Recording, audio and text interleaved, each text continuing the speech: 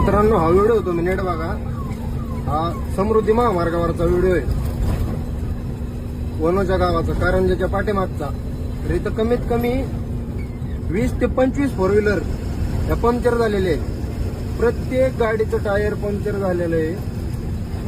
हे एक मोठं ट्रेलर आहे, याचं सुद्धा टायर पंक्चर झालेलं आहे. आणि ह्या पुढे 2 गाड्या, तुम्ही गाड्या बघा, एवढ्या संपूर्ण गाड्याचे टायर पंक्चर झालेले आहेत. विषय असा आहे की समृद्धी महामार्ग जितका चांगला आहे ना तितका धोक्याचा आहे.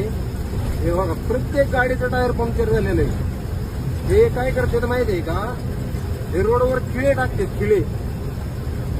आणि रोड मोठा असल्यामुळे गाड्यांची स्पीड जास्त असते.